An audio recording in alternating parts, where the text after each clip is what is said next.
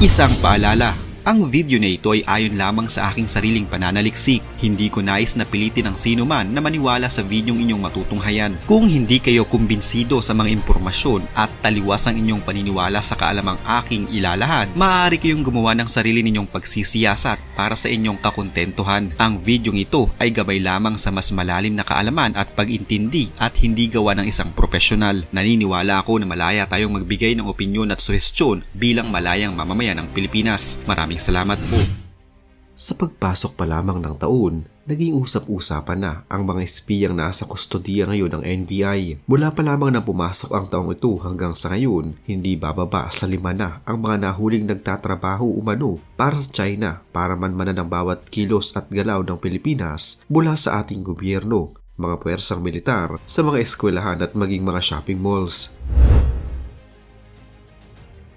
Ayon kay dating Senador Panfilo Lacson noon, nasa libu-libong mga espiya umano ang ipinadala ng Chinese Communist Party sa Pilipinas para mag-espiya sa lahat ng mga kaganapan sa loob ng ating bansa. Nakakaalarma na ito para sa ating seguridad lalo pa at talamak na din ang mga illegal na eskemang ginagawa ng mga Chinese na nasasangkot na din ngayon ang mga ilang Pilipino.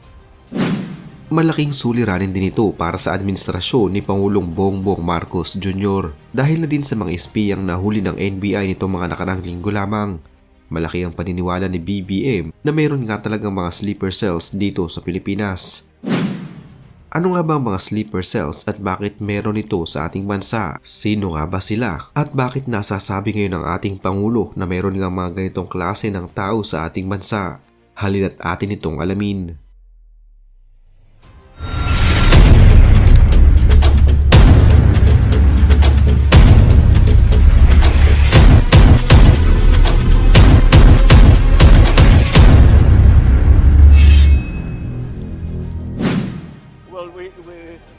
We have no contact with no official contact with China.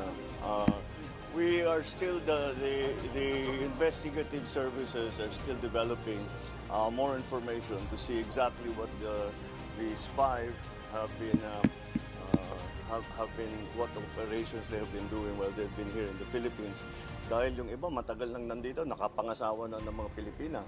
At sleeper talaga, sleeper. Ang tinatawag na sleeper. So, at kailangan, kung sakali, baka naman, pagka nakausap natin sila, masabi sa atin, baka meron pang mga iba na maaari nating puntahan at pag-explaining kung ano yung kanilang ginagawa. That's why we arrested them because of course we are very disturbed by anyone conducting such espionage operations against our military and our just as a service.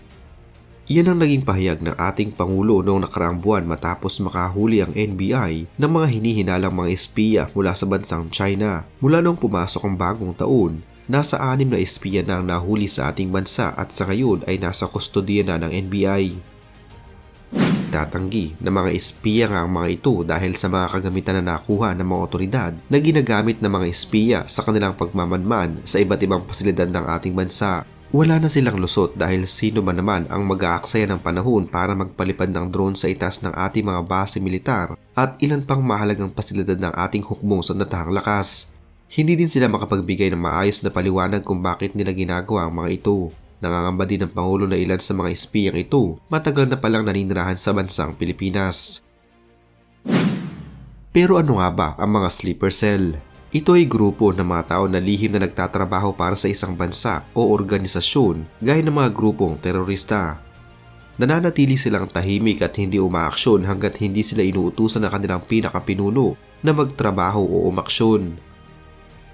Kadalasan sa mga miyembro nito ay sumasailalim sa isang matinding pagsasanay sa kanilang bansa bago pa man sila ipadala sa ibang mga bansa gaya ng Pilipinas.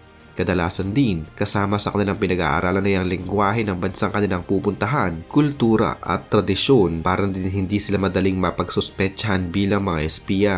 Ang mga sleeper cells ay isa sa mga pinakamatinding taktika ng maraming mga grupong terorista. Ang terminolohiyang sleeper cells ay madalas na gamitin sa mga pelikula at libro.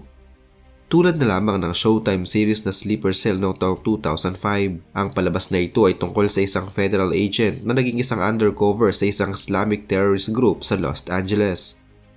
Sa pelikula din na Black Widow noong taong 2021 ay may isang karakter na isang Russian sleeper cell sa bansang Estados Unidos noong Cold War.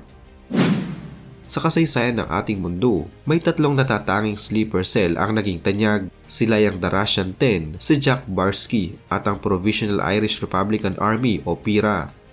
Noong taong 2000, ang FBI nakadiskubre ng 10 Russian agents na nag-ooperate pala sa Amerika ng ilang taon na din. Ang mga agents na ito ay dumaan sa pagsasanay sa Russia at ipinadala sa Amerika upang mangalap ng mga impormasyon tungkol sa bansa at makapag-recruit ng kanilang mga miyembro. Sila ang Russian 10.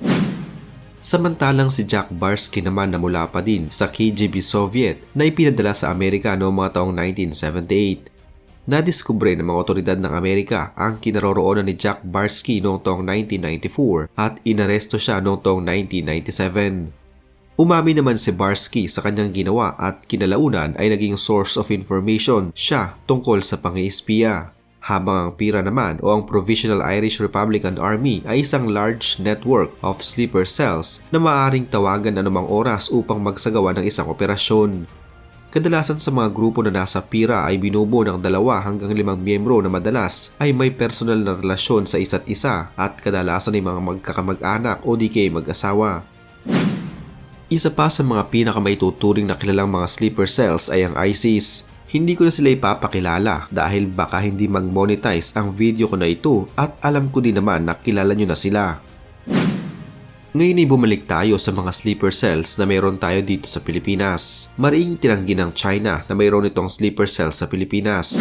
Ito ang binigyang diin ng naturang bansa kasunod ng mga ulat kaugnay sa mga umano'y Chinese firm na nagdi-disguise bilang American o European companies na nagre-recruit umano ng mga dati at aktibong mga Pilipinong sundalo sa pamamagitan ng social media. Sa isang statement, sinabi ni Chinese Embassy in the Philippines spokesperson Ji Linpeng nang walang iba kundi fabrication lamang ang umano'y mga sleeper cells ng China sa Pilipinas. Kasabay nito ay tila nang akusa pa ang naturang Chinese official na tila pinanghihimasukan pa raw ang internal affairs ng kanilang bansa. Kaugnay nito ay tinawag din niyang malicious speculation at groundless accusation laban sa China ang umano'y issue sa umano'y xenophobic sentiment sa Pilipinas. Dahil dito, umapela naman ang Chinese official sa mga relevant parties sa Pilipinas na tutukan ng trend na ito. Pakinggan ang tinig ng taong bayan ng parehong bansa at tigilan na ang umano'y pagpapakalat ng false narratives at anti-China sentiments. Itinanggi ng gobyerno ng China ang pagkakaroon ng mga sleeper cell nito sa Pilipinas kasunod ng mga ulat tungkol sa mga pinaghihinalaang Chinese firm na nagkukunwaring Amerikano o European companies na nagre-recruit ng mga retirado at aktibong sundalong Pilipino sa pamamagitan ng social media. Sa military terminology, ang sleeper cell ay ikinokonsiderang mga pugad ng mga terorista na kumikilos bilang mga undercover agent upang maghasik ng kaguluhan sa isang lugar. Ayon naman sa Department of Information and Communications Technology, ang mga Chinese companies ay nag-aalok ng kanilang target ng mga Pilipinong recruit na part-time na trabaho bilang mga analyst. Isang resolusyon ang inihain ng Makabayan Bloc sa Kamara para imbestigahan ang tinatawag na Chinese sleeper cells dito sa Pilipinas. Sa ilalim ng House Resolution 1682, partikular na pinakikilos ang House Committee on National Defense and Security para pangunahan ng pagsisiyasat. Kasama rin sa pinasisilip ng Progressive Solons ang napaulat na recruitment ng mga Chinese retirado at aktibong miyembro ng AFP at PNP. Giit ng mga mambabatas, lubhang nakakaalarma ang mga report na ito lalo na at mainit ang tensyon sa pagitan ng Pilipinas at China sa West Philippine Sea. Bagamat itinanggi na ng Chinese Embassy na mayroong sleeper cells dito sa bansa, iginit ng Makabayan na dapat pa rin itong maimbestigahan para sa kapakanan ng mga Pilipino. Malaki ang paniniwala ng Pangulo na talamak na ang mga sleeper cells dito sa Pilipinas mula sa China.